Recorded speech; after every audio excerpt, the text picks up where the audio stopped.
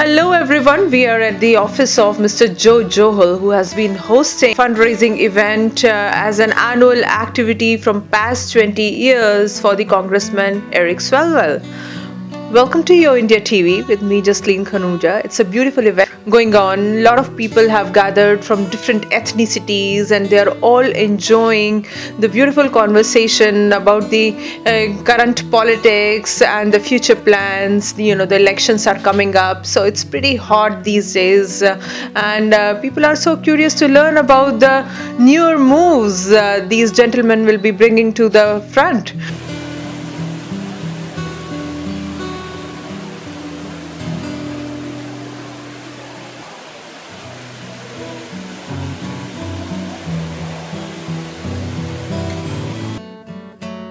Good afternoon, everyone. As soon as we find Eric, we'll get started.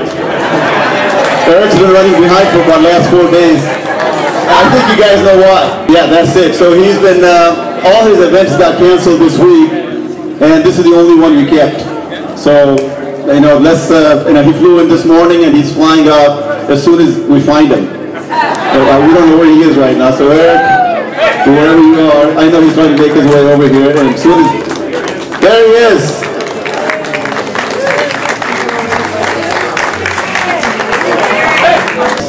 Thank you. All right, so we're going to get started, and first of all, I want to thank you all. Believe it or not, this is our 6th annual reception for Eric Swalwell. So I don't think anyone else can say that. They have done it every year in September or October since Eric's been in Washington, D.C. So Eric, thank you. You have made a lot of history over the last, actually had probably more TV appearances than anyone else. I hear that from my guys in New York and in Ohio and Florida. I said, yeah, who's this guy? And I tell him he's my good friend. So, that he has done a good job in representing our district and the issues we have. Joe and Vajit, thank you so much for opening up your home. As fundraisers have had the privilege of having luminaries and legends. We've had Senator Feinstein, we've had Leon Panetta, who's held Leon positions in the Democratic Party. And when they come for you, it's a testament of what they see in the potential for a leadership in Congress that I think defines the parameters by which we focus on ensuring that America becomes the great nation that has the potential to become on values, our progressive issues, and at the same time recognizing that there's a larger, broader stroke of agenda that must be pursued. Alyssa Milano, I think amongst all, you're the most gracious, most charming, so thank you so much for being here today. And really, I think this is indicative of the new frontier where politics is attracting the best and the brightest. You have personified Hollywood and entertainment, but it is indicative of what is happening today, where I believe America is at crossroads. And that is what is the most defining opportunity. And while this may be a fundraiser, I believe this is a call to action. Now to speak to about Congressman Eric Swalwell, Joe, Rahul Roy, Inder Dosanjh, Anil Yadav, Raj Salvan, and myself, we work as a team. And 99.99% of the time, we support all the same candidates. But it's more than that. It's about people that we believe have the value of representing you. You have never hesitated to raise your voice against an unjust issue. You have been on cable and broadcast, calling out issues when it was not popular to do so. You forged a leadership position early, and that is indicative of, I believe, the leadership that Eric Swalwell brings to the table. Our relationship is one of many years. But over those years, you've dared to dream, you've dared to push the envelope, you've dared to do races that people thought were impossible. But that is indicative of the greatness of America. Government is no longer mediocre. It demands our best and brightest. You have a lot of bright people in the United States Congress, but you set the bar. Whether it's Iowa, whether it's Dakota, or whether it's the New Democrats, the new frontier, you're trailing the blaze. Thank you, and never give up in the infinite dream of government being able to change this nation. And in that, we join you on your journey. Thank you.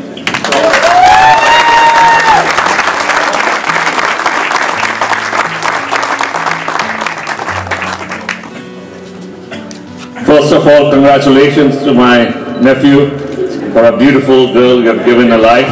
So big round of applause for him becoming a father. And like Yogi said, Joe, Billy, myself, Anil, Yogi, Raj, Inder, we are a team. And you know, we are your uncle and now we are the grandfather. We're always with you. And what you're doing in the intelligence department, the CIAs, protecting our country, we just want you to be a strong leader, a moderate leader, and be the next president. And I strongly believe if our nephew becomes the President of the United States, at least we have a free pass to the White House. Thank you, Eric. You're a star and I love you.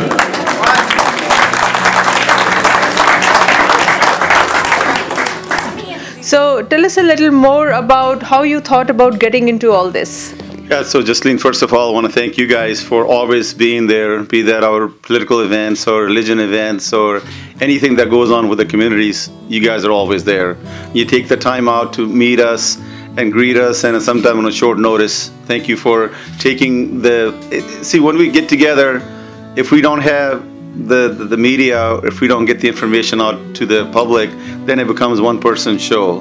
But what you have done, you have given folks the opportunity to share with them some of the, what goes on in each, the areas of different groups of their lives and sharing that with them. So thank you for that.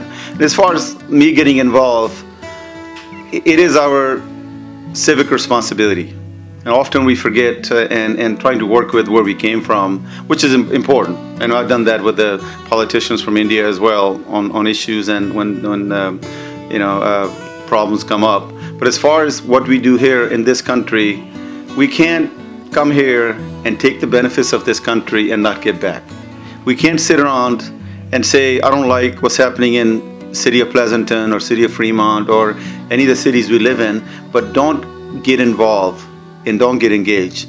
So I tell everyone, you get involved at the lowest level. Get involved with the council members, the mayors, the state assembly and senate, and obviously Congress and federal national senators as well. The reason for that is you tell them, hey, we're here to support you. We want to give you, what you need, and make sure we get the right people in the right position. That is our responsibility. Is why I keep telling everyone every time I meet anyone. And I just got elected to be the chair of the American Petroleum and Convenience Store Association. We have about 1,200 members, and I'll invite you when we have one of our meetings. And that's exactly what I tell these people when we meet. I say, guys, get involved. Because what happens, a threat that's coming our way, and a majority of us are small owners, business owners. It is not that you're going to have another gas station or a restaurant or business opening across the street from you. It is the legislators who are going to be passing the bills that may ban the products you sell without knowing, because the special interest gets out there and start making the business case. And I'm not saying all that is wrong, but you can't get a person that may have spent millions of dollars buying a Arco AMPM and they sell maybe 30-40% of a certain product, and all of a sudden one person wakes up and says, hey, these products shouldn't be sold in these businesses anymore. They do it because it benefits someone. So I think our responsibility is we need to first, everyone should be registered to vote. Elections coming up. Secondly, start getting involved. We go out and spend money in restaurants. We'll go out and spend money at a bottle of wine, $200, $300, $400, $500. But I don't think hardly any of our people get involved in giving back and making sure that we are letting these people know and hearing our voices. So that's the main reason I do what I do. We have Eric Swalwell, the congressman, right here with us in Pleasanton. Yes. So Eric, what's your message to Yo India TV viewers? Well, if you care about the future of our democracy, that we're a community that is inclusive, a community that believes that you can come to America, work hard, and it can add up to something, you should probably vote this November. This community of ours here in Pleasanton in the Tri-Valley, it is a story of so many hardworking people, especially who have come from India, who started out at the very bottom and worked their way up, and they saw that idea of America can work for them. And if it can work for them, it should be able to work for anyone, and that's what I'm fighting for. I love the Indian American community because I know that they reflect just the best of that American story. That's great, and we wish you all the very best. Thank you so much, and I wish your viewers the best too. Thank you. Thank you. Hello everyone, we have the beautiful American actress and activist Alyssa Milano right here with us at the Eric Swalwell's fundraising annual party right here in Pleasanton, California. It's a great occasion to be here. I'm really glad to see you. I was so blown away with the beautiful speech you gave. Oh, that's so nice. So welcome to Yo India TV with me, Jasleen, Khanuja. And how's the feel overall? I feel good. I'm happy to be here supporting such an amazing member of Congress, and I'm very happy to be surrounded by such lovely people and such a beautiful backyard. I'm happy.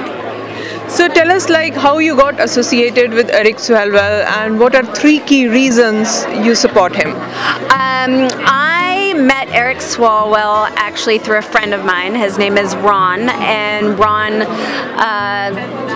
gave Eric my number and said that we had a lot in common in the way in which we thought and we should become friends. And I was already following Eric on Twitter and really sort of impressed with how really he wakes up every morning to make the world a better place and is motivated to do so. We pretty much align on all of the issues: healthcare, immigration, guns, trying to keep guns off the streets and out of the wrong hands. So I just believe in everything that he is and everything he's trying to do for our country.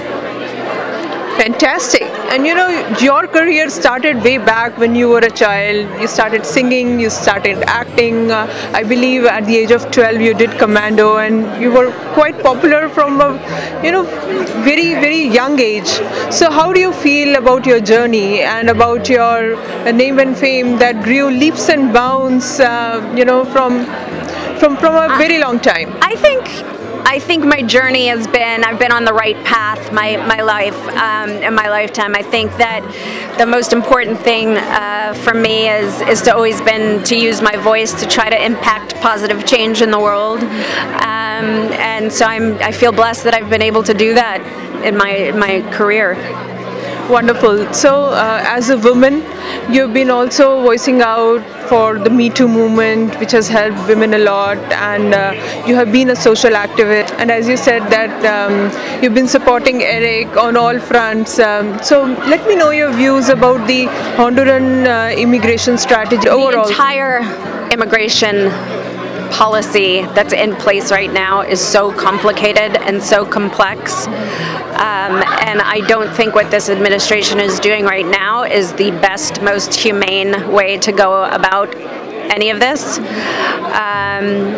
And so, we have to fight for more humane ways to fix the immigration issues. I spent about 30 hours in immigration court in Los Angeles and really got to see firsthand how complicated it all is. I don't know exactly what would fix it because I'm not, in the trenches like Eric is, but I do know that we have to figure out a more humane way to go about our immigration issues in this country. Absolutely. So as a Hollywood actress, what is your message to all the girls who are aspiring to be at their dream destination, Los Angeles, Hollywood, and make it big? To never give up, to always feel like what you feel and what you say is important, and to just keep living the best life you can live and be kind to other people, and you'll be rewarded for that. Fantastic. Thank you so much. Thank you. Have a good one. Thank you so much. Hi, I'm Alyssa Milano. Watch me on Yo India TV.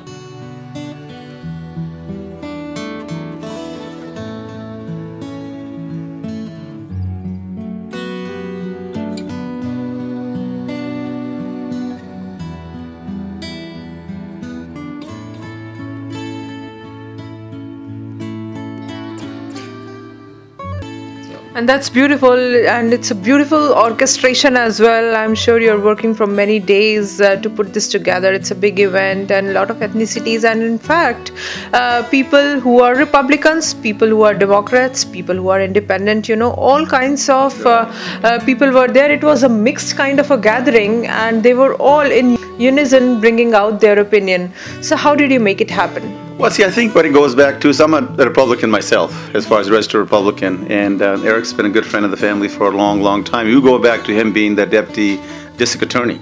So I've known him before he even got involved in the city of Dublin's planning office. So the relationship goes way, way, way back. As far as bringing people together, I tell everyone, stick with the issues. That's what we need to focus on. Don't focus on individuals running. There are issues, what's going to drive and what's going to make it or break it for our country. We can't be giving everything away to everyone, but on the other side, we got to be humans as well. We got to be sensitive to the human needs all over the world. I just got done visiting Barcelona, Turkey, and Cyprus. And if you go there and you know what's going on, Turkey just happened with the you know, you're one of the media person that got caught up in the embassy there. I was just there 2 days or 2 or 3 days after that, and the news broke when that happened. And then I was in Cyprus, and look what Cyprus has done, if you know the history of what has happened to that country. So what happens is when the countries or the government start making decisions and people are stuck on one side or the other, then at the end of the day, everyone loses. And we just need to make sure, like you've seen today, we had about 60% of the people here today were non-Indians, and maybe even a little more than that. And they were, you know, the judges, they were district attorneys, they were prosecutors, they were mayors, they were council members. So we had them all here for the one reason, to make sure, one, we let them know that we are getting involved. And that's why people talk about this event all year long, you know, and when we do it, we just tell them, hey, we treat everyone the way they should be treated, but more importantly than that, I just give the message to them that we need to make sure that we all come together. It doesn't matter from Republican, Democrats, left, right, it doesn't make that much a difference. And even the American actress and activist Alyssa was also here, and she gave a beautiful speech stating about the tweets of Eric Swalwell.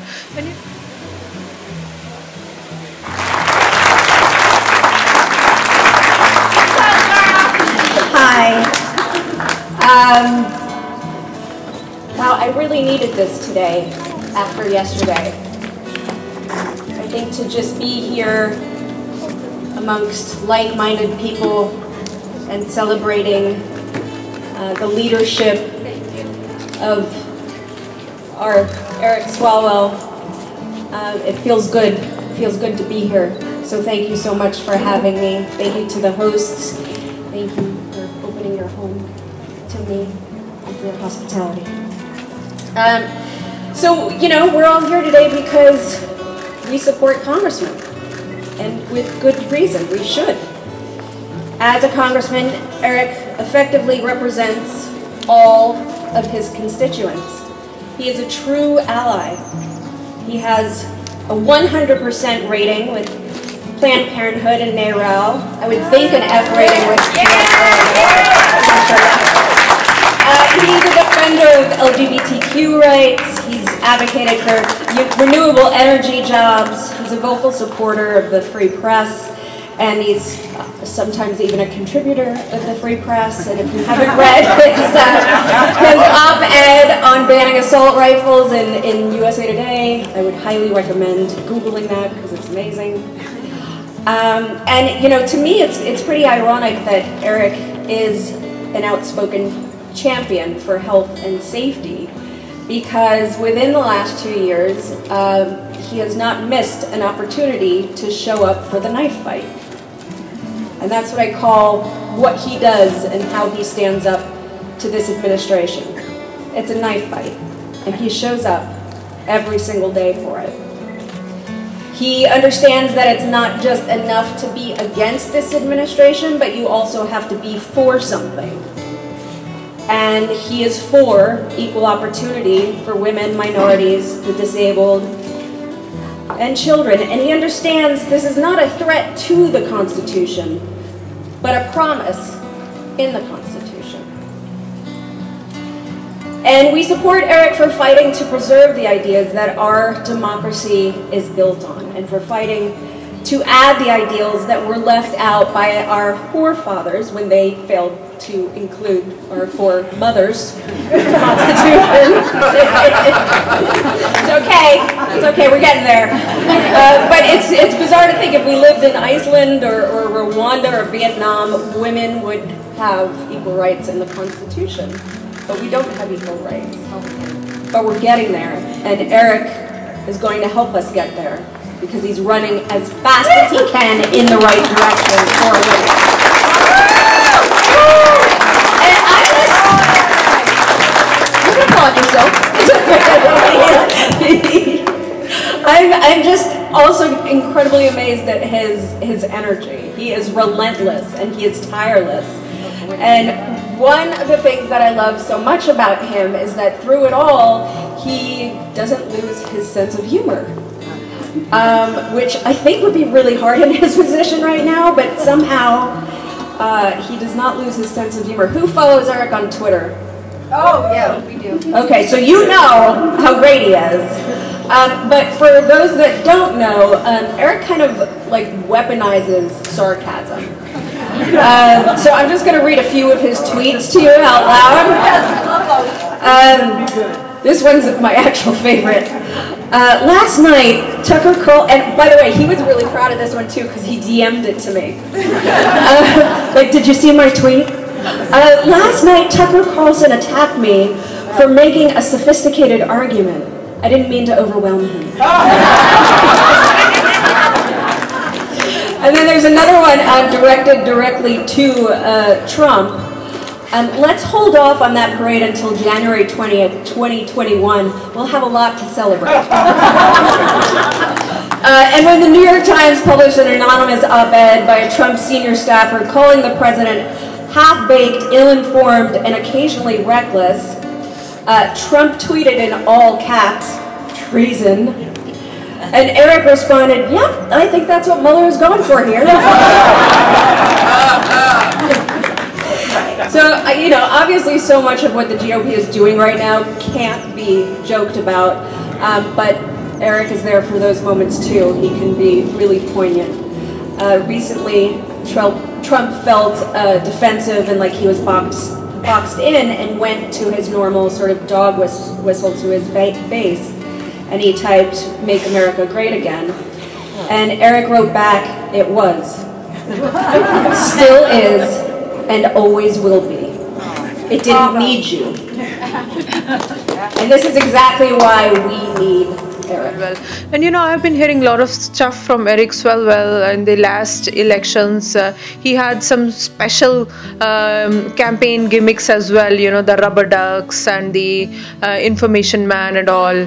And then we've been hearing about his priority on education and the support of LGBT, the energy promoting activities, and then a lot of stuff on raising the bar for the social security payroll taxes. So a lot of things. And today he talked about the gun violence and the things that have been paralyzing American economy. So, how you guys doing? Yeah. This is home. I came here to hear Alyssa. I don't know about you. So, again, thank you to Joe and Billy and the Johal family for again opening up their home. And thank you to the staff and the catering team and the bartenders for taking care of us here this afternoon. A big thank you to them. Thank you.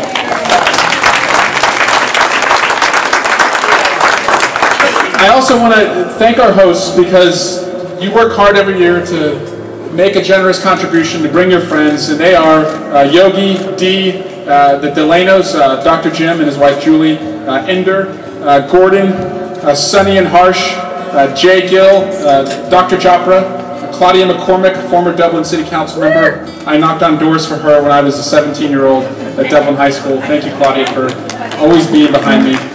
Rick and Melinda Reed, Joe and Colleen Ronan, Rahul Roy, Raj Sawan from the Fremont City Council, Balkar Tambir, Gurbachan Virk, Anil Yadav, Lynn Sepala, and Seljin Pak for helping us with this event. I also want to welcome my Aunt Barbara.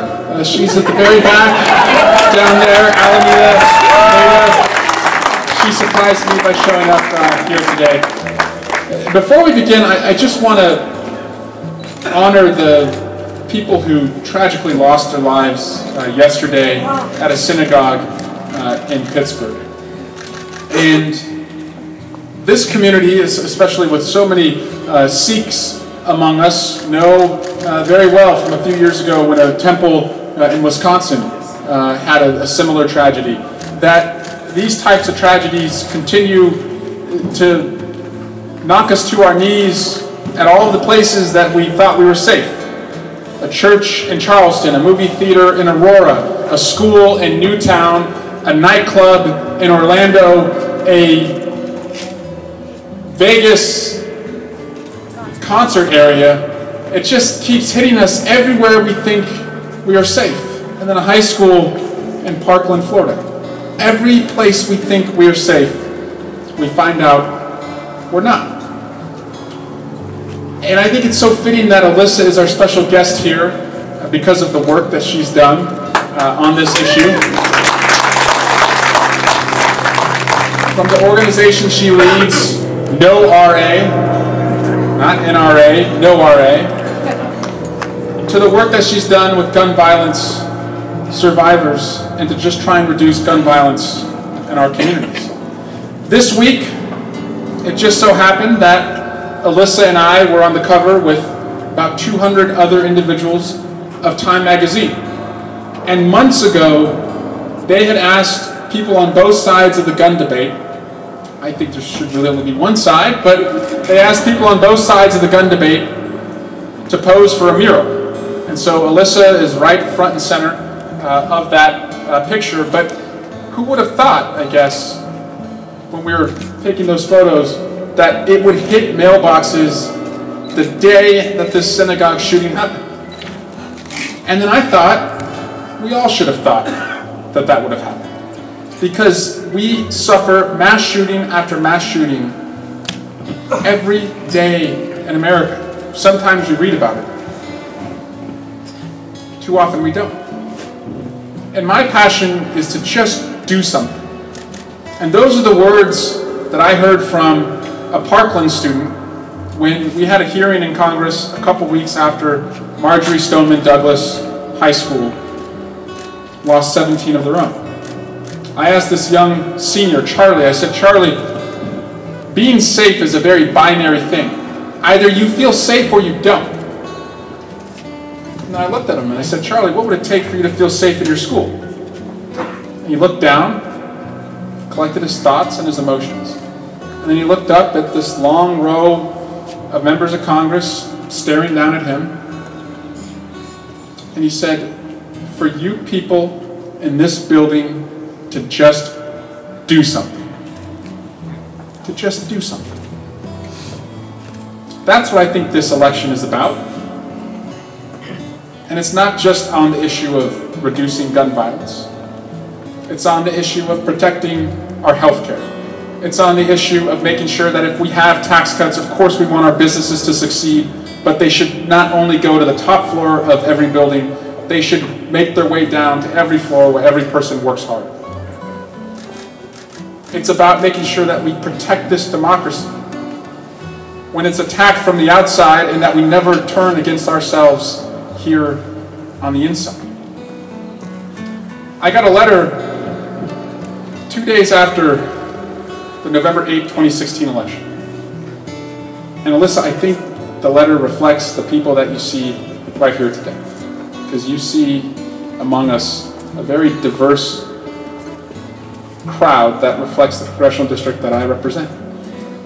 And in the letter from a gentleman named Hazan Shaban, he said he came to our country in 1990 from Kuwait. He fled the Iraqi invasion. He came here as a refugee. And Mr. Shaban said that to pay the debt of gratitude back to us because we took him in, he signed up to join the Navy. Served in the Navy for 10 years. Got married, moved to San Ramon, raised 2 kids in a very inclusive, diverse community. But he said that the night that Donald Trump was elected, his 10-year-old asked him, Dad, is this still a country where we as Muslims are going to be allowed to live? And Mr. Shaban said to me at the end of that letter, he said, you need to have an answer for my son.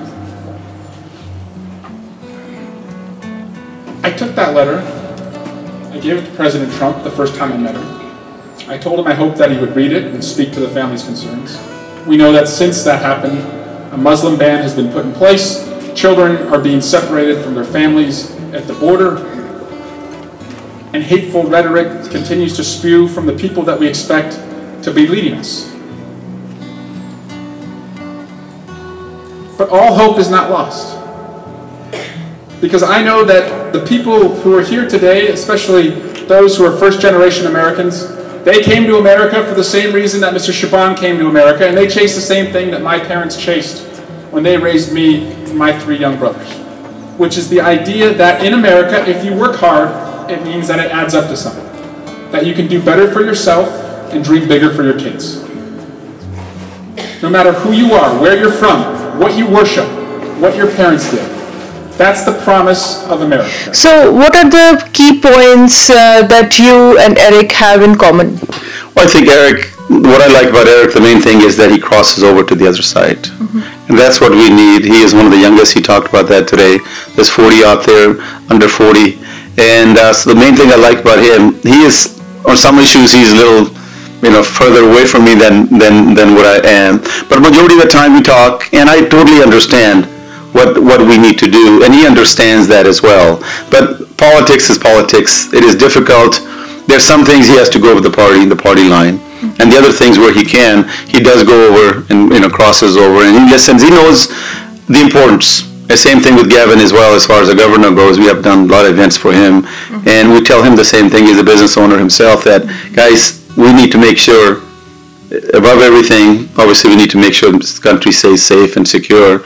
But we need to also make sure our, the financial side stays strong, and we don't do anything which, at least especially the legislation that impacts our businesses, we need to make sure it's fully thought through. And so whenever anything comes up on issues, be that American with Disability Act that I need a support on, I always call Eric and some of the other congressmen and even senators we know, and they usually listen. See, that's the main thing. And not only that, we get issues, all kinds of other community issues as well.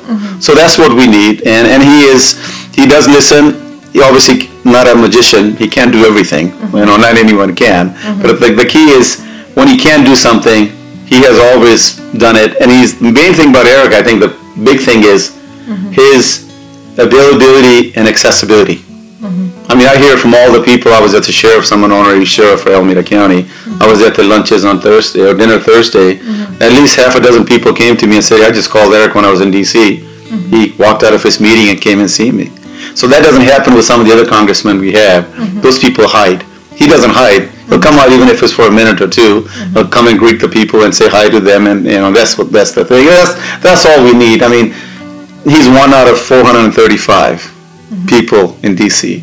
So he's not going to be able to make the whole difference there. But he does everything he can to make sure we keep our priorities in line. So I finally just want to pay tribute to our host, Joe Jahal. It was Joe's birthday 2 days ago. So we're going to, on 3, sing happy birthday to Joe. 1, 2, 3. Happy birthday to you. Happy birthday to you. Happy birthday, dear Joe. Happy birthday to you. Happy birthday, Joe. Thank each and every one of you. We have cake, and we want to share it.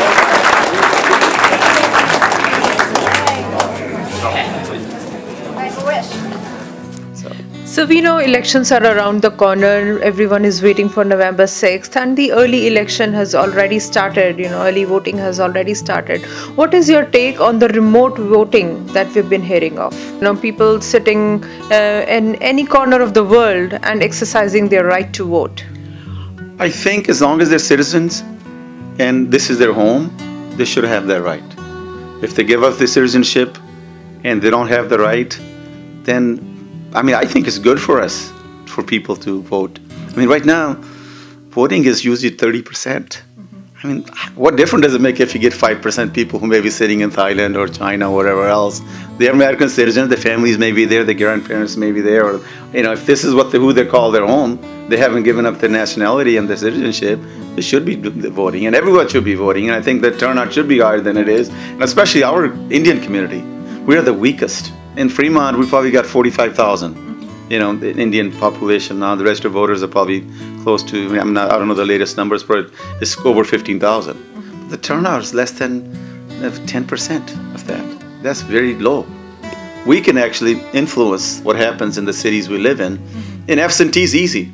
You go register, you send it in, you don't need to put a stamp on it. You just drop it off. Most of the libraries and the places that drop off boxes, registers, you can go online and see where they are. Yeah. This doesn't cost you anything. So if you don't, if people haven't registered, for absentee, they should. And the absentee started actually on October 10th or 11th is when the ballots came out. Depends on when you lived. But I think everyone should practice their right for voting. And then it's a shame when people don't take the time and energy. And then when the issues go wrong, and they say, how did this person get elected? Tell them because you didn't vote. That's how the person got elected. Yeah. So do exercise your right to vote. It's your primary right, and it is also your duty and responsibility as a good citizen to be able to make a right decision, to be able to bring out your opinion forth by exercising your vote to the ballot.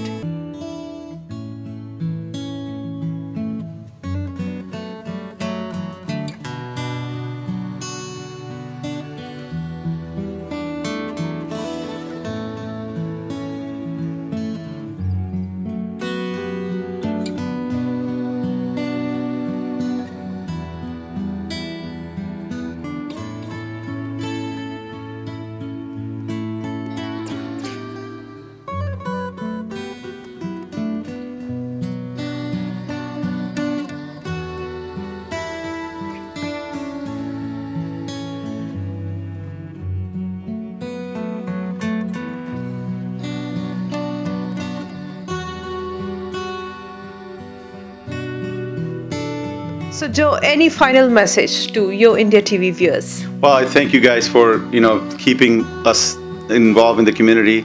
I mean, it's so critical to get our message out there, to let people know, and you guys do an exceptional job at doing that. So please continue with that.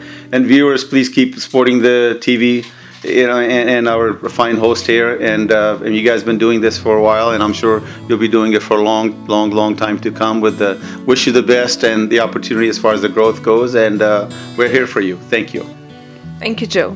Hi, my name is Joe Jahal. I am a CEO and president of Wendy's of the Pacific, along with a few other businesses out there. I am a firm believer and trust in as far as the media and the communication goes. And Yo India TV has done an exceptional job, and I watch it all the time. And please watch Yo India TV, support it, love it, and I'll see you guys soon. Thank you.